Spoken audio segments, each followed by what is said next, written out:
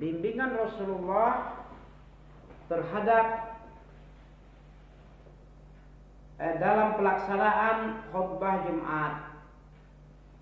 Rasulullah berdiri dalam berkhutbah. Adapun dalil tentang berdiri ini bisa ditemukan dalam surah Al-Jumu'ah. Coba antum tengok ayat 11. Ayat berapa? Apa bunyinya?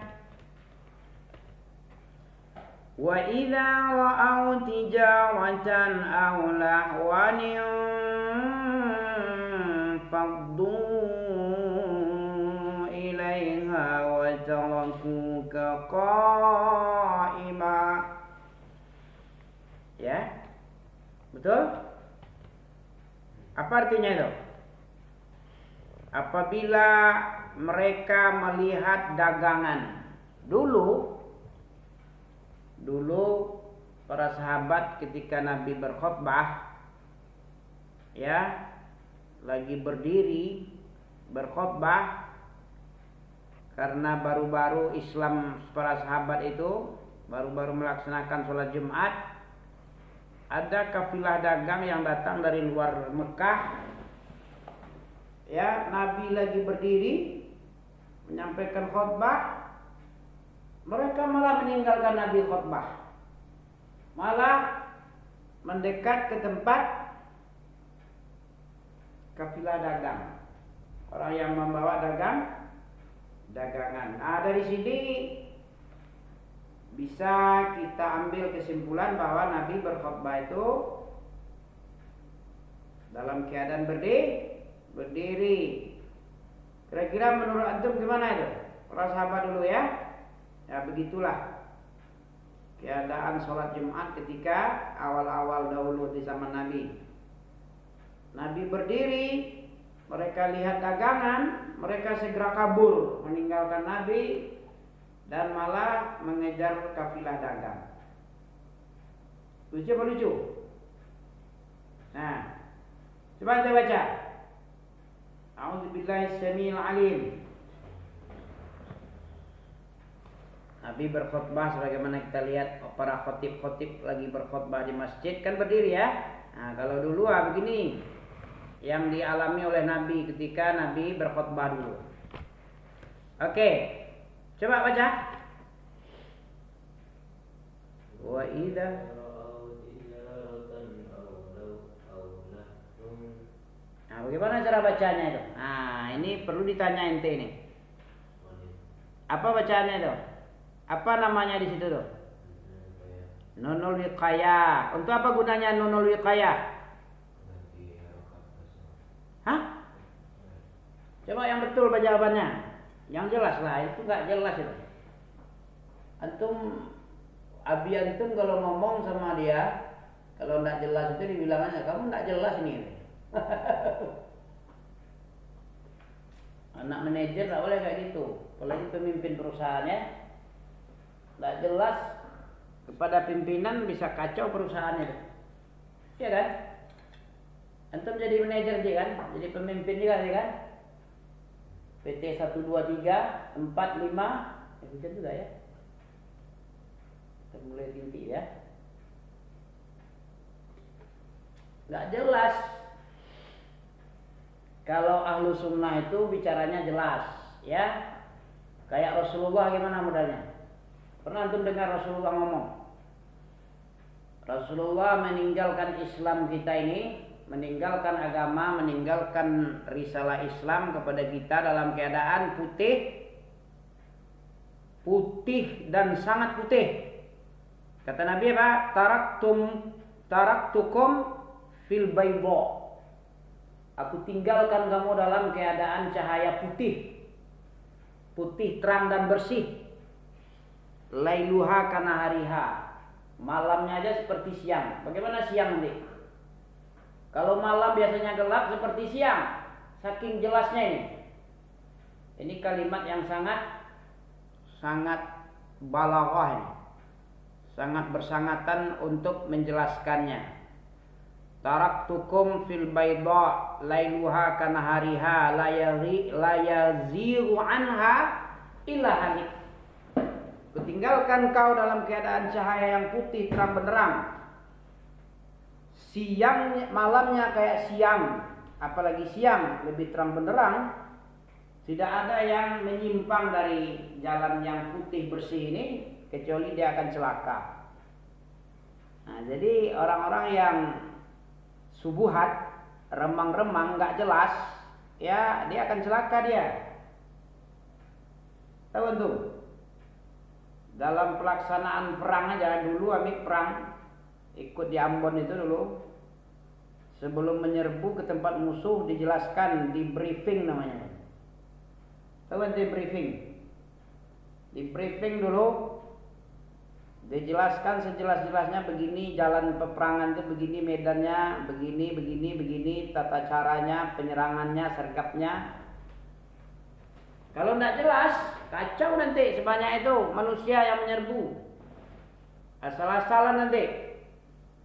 Nah, itu dalam berperang aja kayak gitu, apalagi masuk surga ini. Selamat dari neraka masuk ke dalam surga.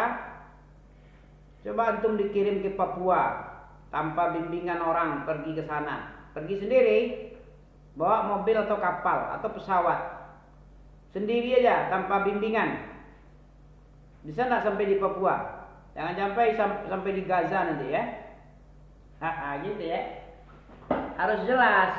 Makanya Nabi bilang, aku tinggalkan kau wahai umatku, umat Islam, di dalam petunjuk yang sangat terang benderang putih. Ya, malamnya aja seperti siang. Itu malam seperti siang. Betapa itu? Bagaimana kalau siang? Siang itu 2 kali lipat malam lah. Saking terangnya. Harus jelas. Nah, ini orang nih lucunya, tahu antum lucunya? Tahu lucu? Manusia ini lucu. Kalau permasalahan yang tetek bengek aja atau receh, remeh aja, serius dia. Giliran selamat dari neraka yang kekal abadi, yang selama-lamanya, yang tidak ada lagi mati setelah itu, hidup terus, ya pingsan aja yang ada. Kalau kita disiksa di neraka itu, summa la yamutu fiha wa la yahya, malah sepelekannya.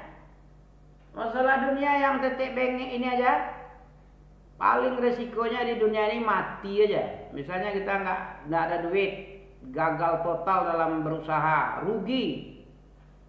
Tidak mungkin kita nggak makan selagi orang masih ada. Pasti dikasihnya sepiring 2 piring. Wah, ini orang ini dapat musibah, kebakaran ini, habis semua, tinggal baju di kulit aja, yang dia di badannya aja baju tinggal lagi. Semua harta hangus. Tak mungkin orang biarkan kita kelaparan kalau sudah rugi habis itu kan. Kalau dia akhirat mana aja bisa itu. Kalau nggak punya apa-apa lagi mana bisa. Tapi itu malah disepelekan aja masalah akhirat. Kan aneh manusia banyak nih ya. Sesuatu yang remeh-temeh diagung-agung, dibesar-besarkan persoalannya. Sesuatu yang besar permasalahannya malah dientengkan, diremeh-remehkan aja. Begitu keadaannya ya.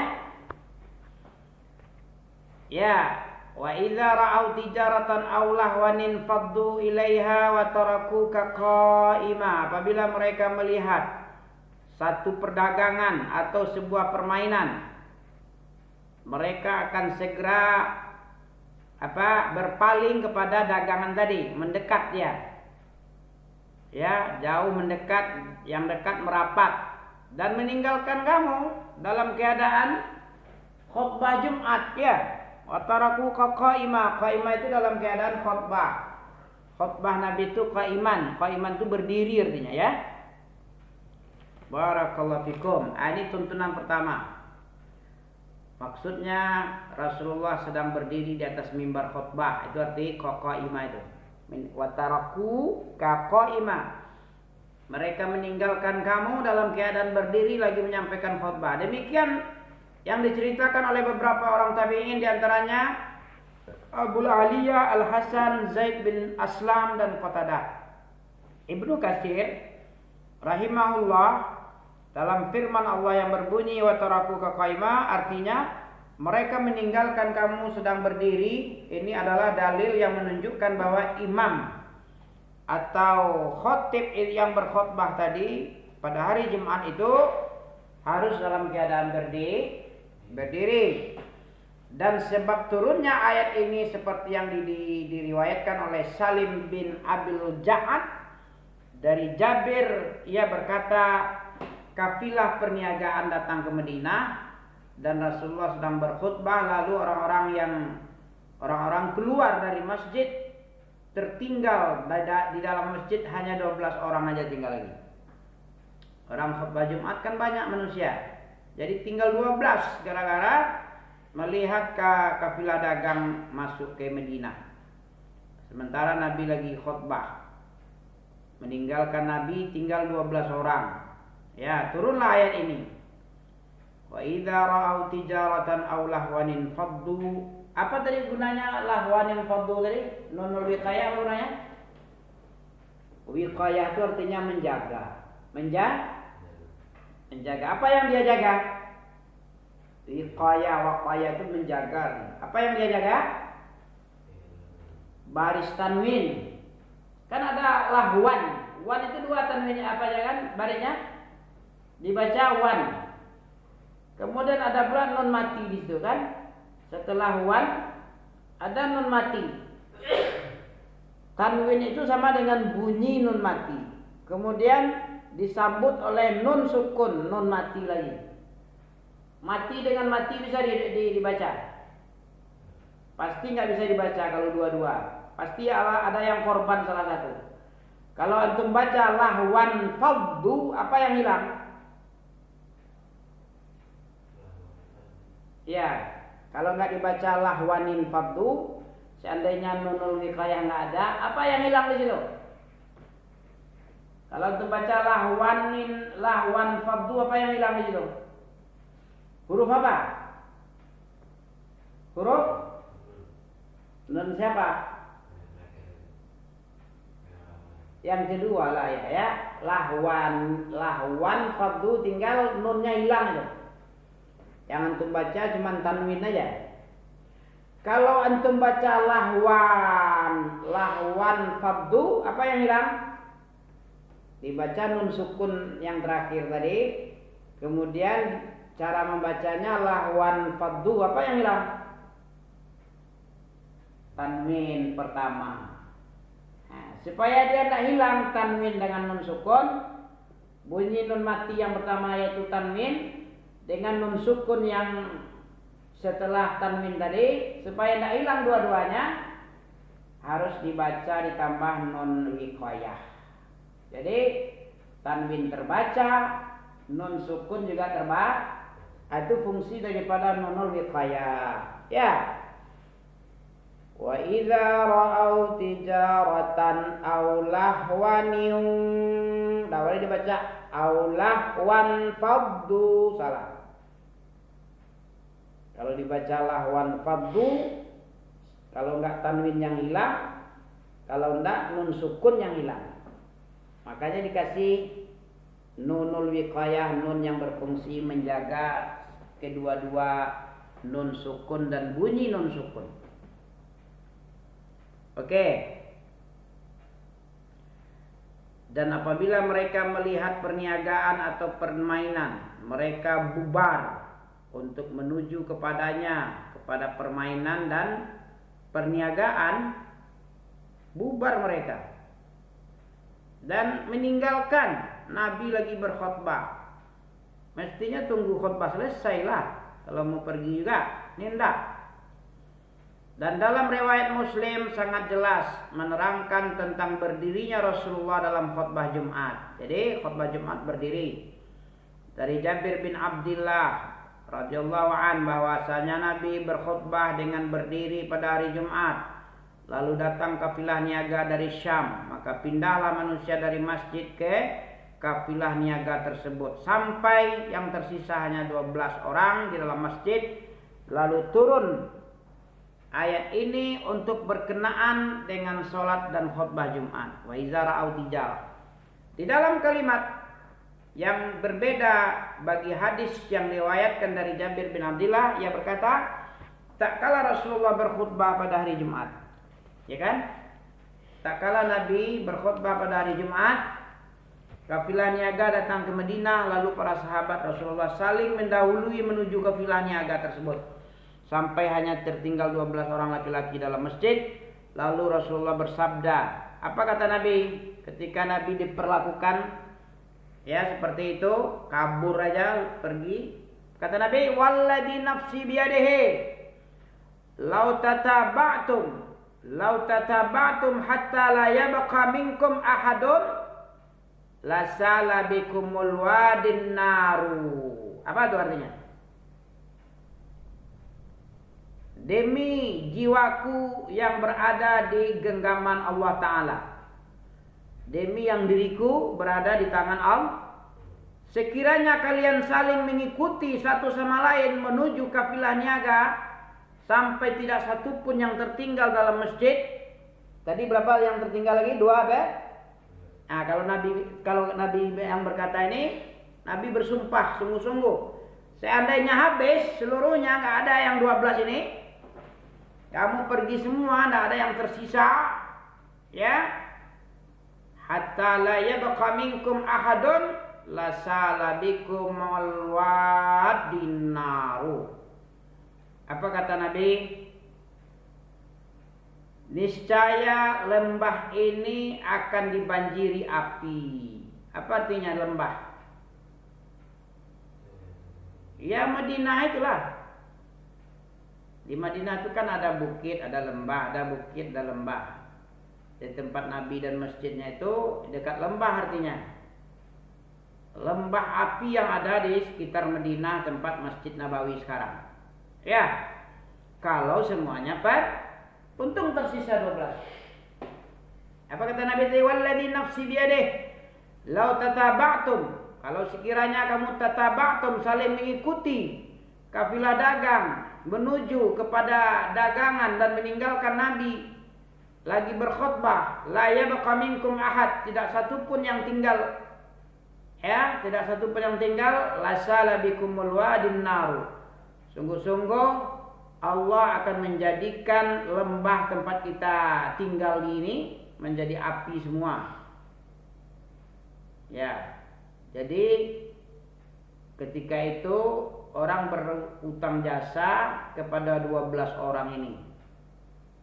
Dari sebab adanya 12 orang yang tertinggal, itu yang membuat Allah tidak jadi membuat lembah api. Masih ada pertimbangan Allah, masih disayang pada Allah 12 orang karena dia taat kepada Rasulnya. Sabar menunggu selesai khutbah berdirinya Nabi. Pelecehan namanya. Masa agama Allah lebih ringan pula daripada dagang-dagang? Marahlah Allah jadinya. Kaum salaf sangat menyalahkan orang yang duduk dalam berkhutbah. Kalau seorang khotib, kalau khutbahnya kayak ceramah, duduk dia. Menyalahkan kalau tidak berdiri hanya duduk, salah itu. Sebagaimana yang diriwayatkan dari Abi Ubaidah dari Ka'ab bin Ujrah radhiyallahu an, bahwa dia Abu Ubaidah masuk ke dalam masjid, sedangkan Abdurrahman ibnu Ummi Mahakam berkhutbah sambil duduk. Lalu Abu Ubaidah berkata, lihatlah kepada orang jahat. Nah, orang yang berkhutbah duduk itu kata siapa tadi ini? Siapa yang bilang lihat kepada orang jahat ini? Abu Ubaidah berkata, ya, Abdurrahman bin Ummil Hakam berkhutbah sambil duduk. Kemudian sahabat yang lain di kalangan salaf tadi berkata, siapa nama sahabatnya? Ubaidah berkata, lihat kepada orang jahat ini. Orang yang berkhutbah sambil duduk ini dibilang oleh Abu Ubaidah ini adalah orang jahat. Lihat orang jahat, orang ini yang berkhutbah sambil duduk-duduk. Sedangkan Allah berfirman, wa idza ra'au tijaratan aw lahwan infaddu ilaiha wa tarakuka qa'ima. Qa'ima itu berdiri. Berarti dia menyalahi. Kenapa dia dibilang jahat, Yong? Orang ini bilang jahat apa? Kenapa kok jahat dibilangnya? Menyalahi ayat 11 dari surat Al-Jumu'ah. Al-Jumu'ah, sahabat itu sangat marah dia kalau diselisihi. Beda dengan orang-orang sekarang ya, orang khalaf.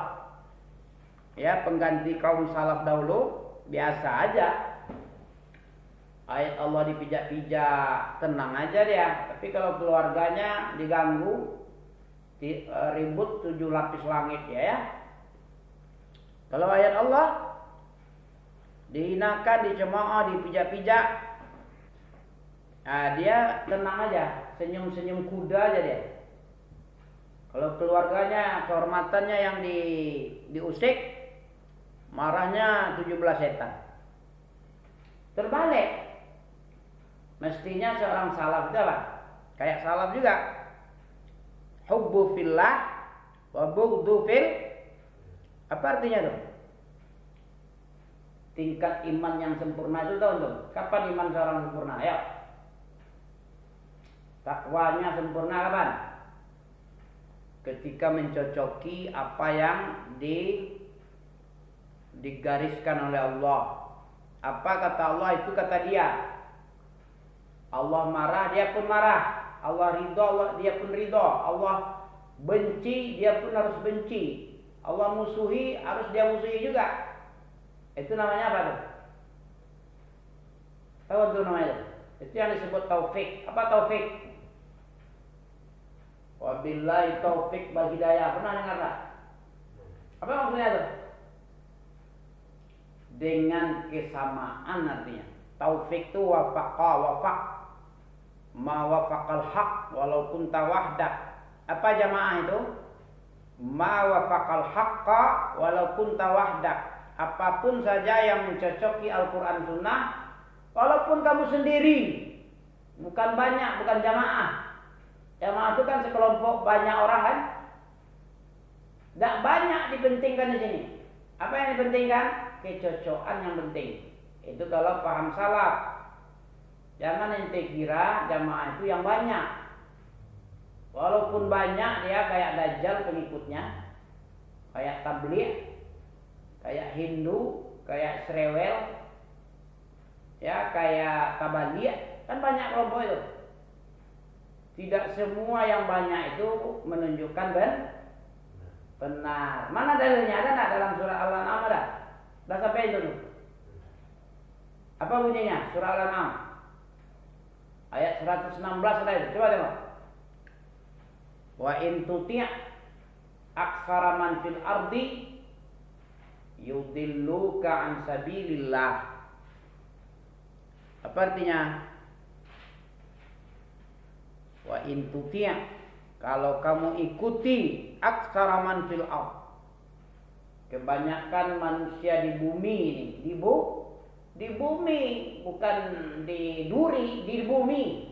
Bumi itu seluruh yang ada di permukaan ini itu bumi. Tidak cuma di duri, tidak cuma di Pariaman, tidak cuma di Jawa, di Papua, tidak cuma di Mekah. Yang banyak itu menunjukkan celah. Banyak itu menunjukkan celah. Allah lebih banyak, kalau yang banyak itu lebih banyak yang dipuji Allah itu yang banyak apa yang sedikit? Yang sedikit. Kalau yang banyak itu tengok tuh, sesat. Wa in tuti' aktsara man fil ardi yudilluka an sabilillah. Ya, coba baca dulu. 116 Surah Al-An'am.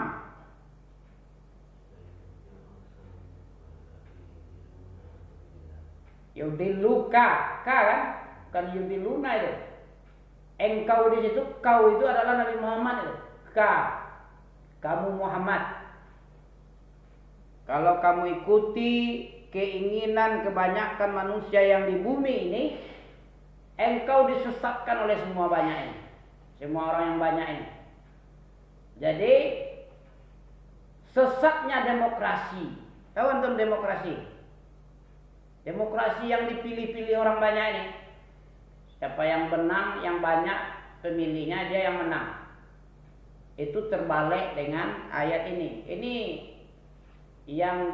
yang menyebabkan bahwa demokratisasi, paham demokrasi ini bukan dari Islam. Islam tidak pernah mengajarkan pakai suara terbanyak. Suara terbanyak itu suara sesat. Ayatnya mana? Ya ini. Jadi kalau banyak berarti harus yang sedikit lah ya. Bagaimana caranya nih?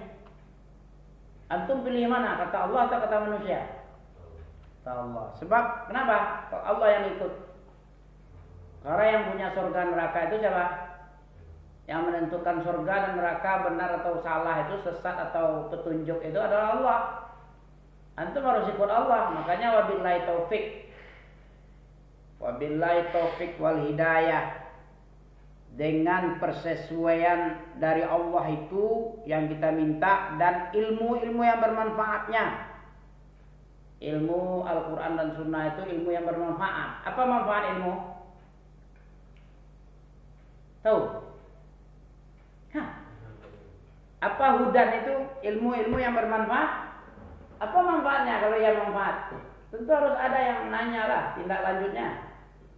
Apa manfaat ilmu sama antum? Zuhziha anin nari. Apa arti zuhzih? Al-Imran ayat 185 kan ada. Siapa yang beruntung? Biar antum dapat petunjuk, harus beruntung. Siapa orang beruntung? Orang yang beruntung, faman zuhziha anin nari wa udkhilal jannah faqad faza. Faza itu artinya beruntung. Faiz, fauzan itu artinya keberuntungan. Manil faiz, siapa orang yang beruntung? Faqad faza itu siapa? Zuhziha anin nar. Dengan apa kita gapai ini? Kita raih keberuntungan ini dengan apa guna ilmu? Biar kita ilmu itu apa? Dalam surah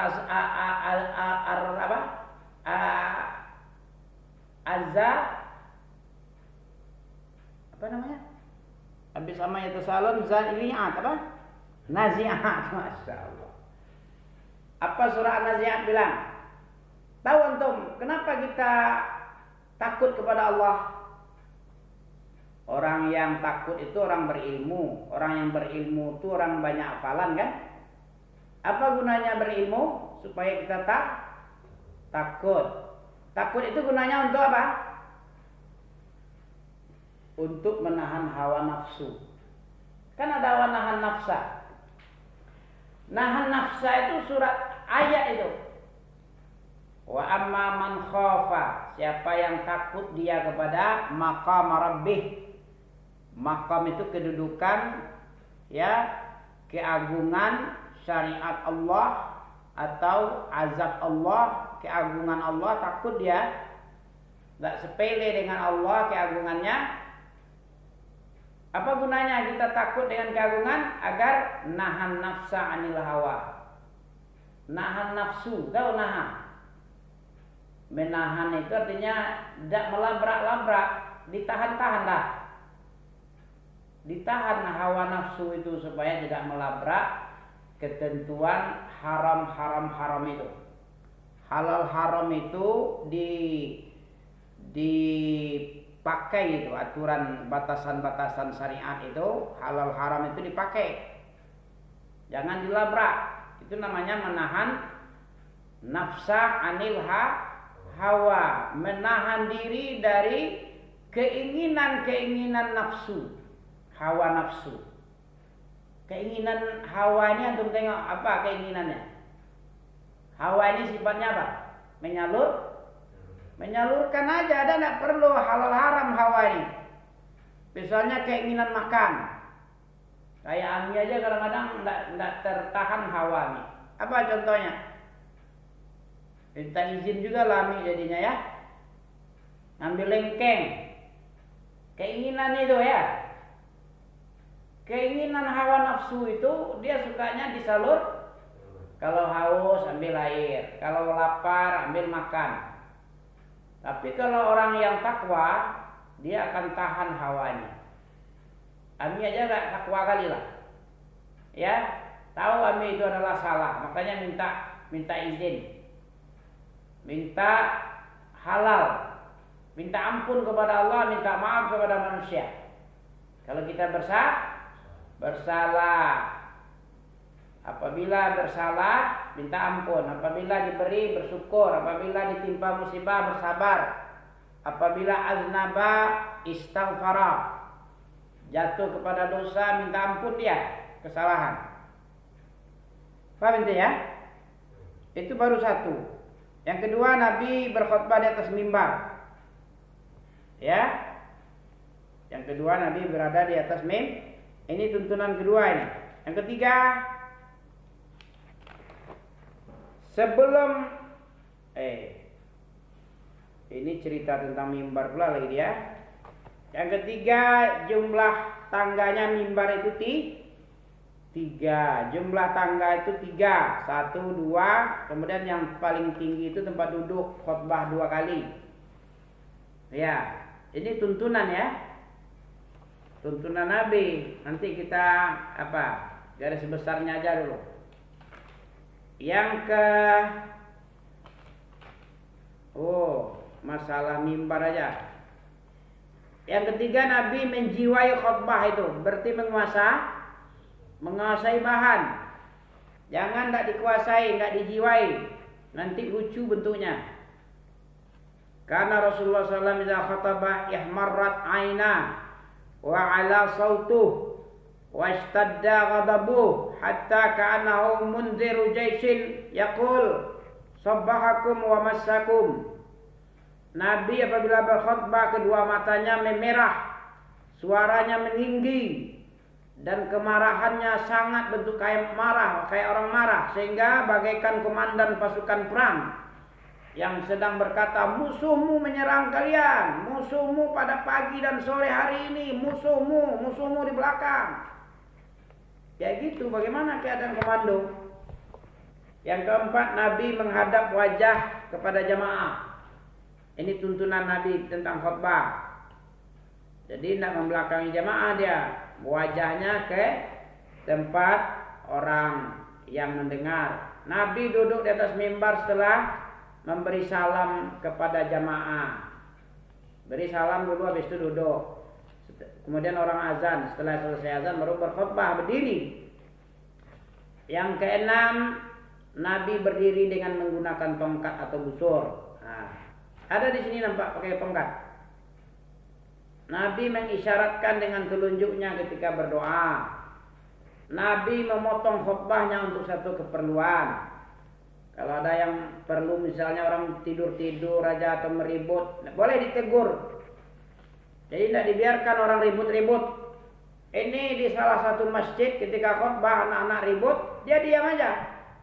Asik aja dia. Nah, ditengoknya anak-anak ribut lari-lari.